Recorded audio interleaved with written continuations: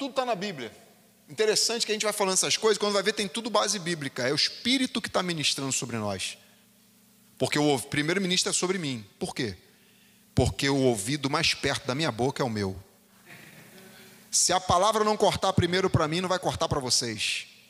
O Espírito Santo só testifica aquilo que eu estou disposto a colocar em prática primeiro na minha vida. Por isso que Jesus ensinava como tendo autoridade. Mateus, deixa eu ver se o tic-tac está bom, 7:29. E ele ensinava como tendo autoridade, não como os escribas. Por quê? Porque aquilo que Jesus ensinava era aquilo que ele fazia. Aquilo que ele falava era aquilo que cortava nele primeiro. Por isso que os profetas, Jeremias, chorava. Por quê? Para representar o choro de Deus. Porque antes do profeta falar alguma coisa, tinha que doer nele primeiro. Escreve aí. Por isso que Ezequiel é o profeta das visões. Vai ver um vale de ossos secos, para ele ver o que Deus estava vendo. Quando Deus olhava para Israel, via um vale de ossos secos, e não um exército.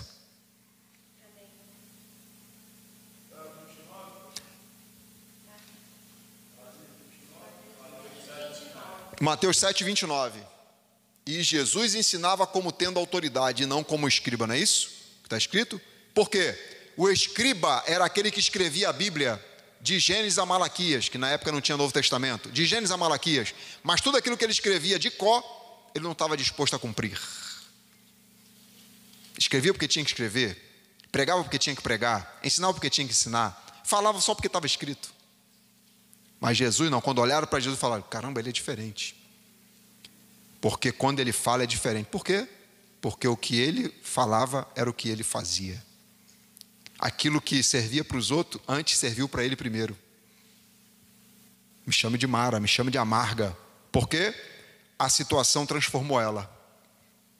Não deixa a situação caótica te transformar. Lembra que eu falei? Interpreta, faça a leitura do problema como se deve ser feita. Porque senão você vai ser moldado pelo problema. Amém? Senão daqui a pouco você sabe mais sobre problema do que sobre Deus. Lembra dos 3 jovens? Fala assim, ó.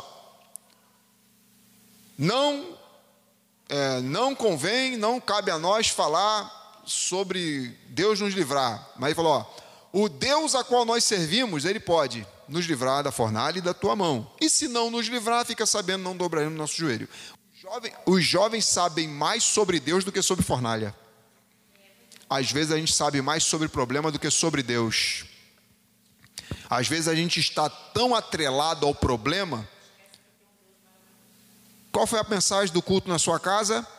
Entrega na mão de Deus e não pega de volta. Amém? Às vezes a gente entrega na mão de Deus, não consegue dormir em paz, é porque você pegou de volta. Agora, quando você entrega na mão de Deus e consegue ficar em paz, é porque realmente você conseguiu entregar na mão de Deus e descansar no Senhor.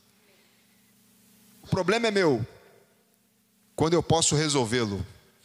Quando eu não posso resolvê-lo, o problema é de Deus. Amém? Dá para você resolver? Então vai lá, mete a mão na massa. Dava para ele sair de lá? Não. O problema então não era mais com Daniel, era com Deus. Oi? Um travesseiro. Descansou, porque o problema agora está na mão de Deus. Então descanso na cova, descanso na prova, descanso no desemprego, descanso na perseguição, descanso naquilo que eu não entendo. O rei está desesperado, Daniel está tranquilo. O rei que está do lado de fora. Poxa. E você sabia que naqueles dias de Daniel, Deus tinha um representante em cada lugar? Jeremias, né? Jeremias e Isaías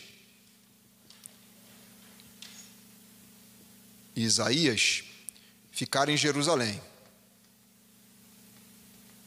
né? Profetizaram em Jerusalém. Ezequiel, no meio dos cativos, no meio dos escravos. Quando Israel é levado, né? No meio dos escravos. E Daniel profetizou no palácio do rei. No palácio. E passou por 3 reinos, né? Diferentes. Perceba que Deus tem um representante em cada lugar. Deus tem um representante em Jerusalém.